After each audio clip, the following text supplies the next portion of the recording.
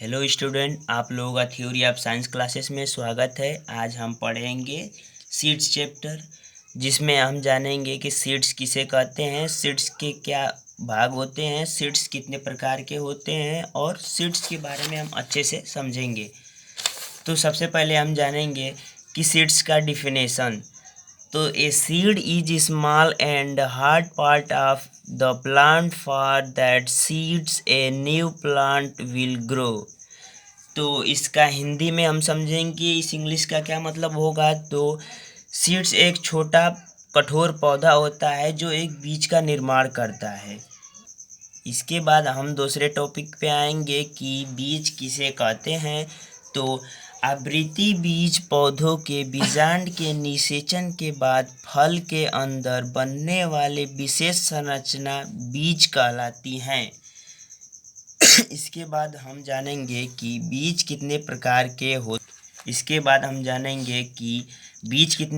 के होते हैं। फर्स्ट नंबर पे है बीज दो प्रकार के होते हैं। पहले नंबर पे है डिकोट सीड, जिसको बोलते हैं द्विबीजपत्री। और इसके बाद ये थोड़ा मिस्टेक है, इसमें है दूसरे नंबर पे जो है मोनोकोट सीड्स है, जो एक बीजपत्री है। जो सबसे पहले होना चाहिए एक बीजपत्री, उसके बाद होना चाहिए द्विबीजपत्री।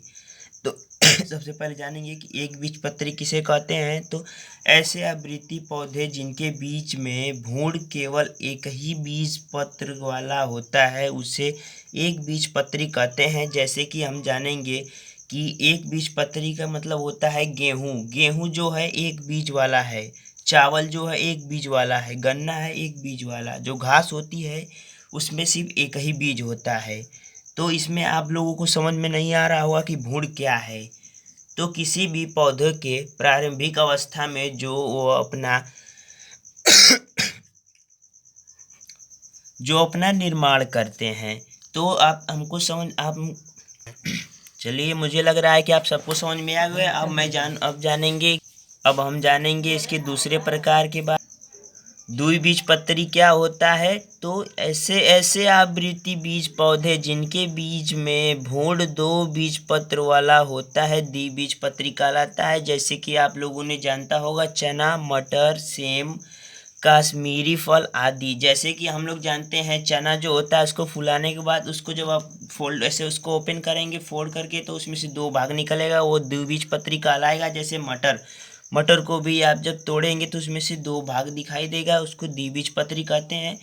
इसके बाद हम जानेंगे कि बीज के कितने भाग होते हैं। तो पार्ट ऑफ सीड्स, बीज के भाग। तो बीज के दो भाग होते हैं, पहला होता है बाहरी भाग, दूसरा होता है आंतरिक भाग।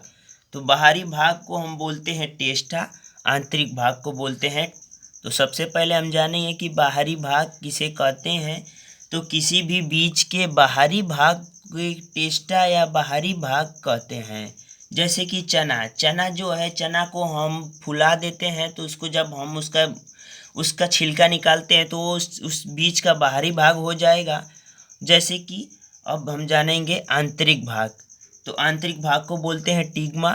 टिग्मा किसे कहते हैं, किसी बीज के अंदर का भाग आंतरिक भाग या टिग्मा कहलाता है। टिग्मा जैसे कि चना के जो अंदर के भाग होते हैं उन्हें हम टिग्मा बोलते हैं। जैसे कि अनार होता है। और इसके बाद आप लोगों को इसका सेकेंड पार्ट देखना होगा, तो हमें इस वीडियो पे कमेंट करें और हमारे वीडियो को लाइक और सब्सक्राइब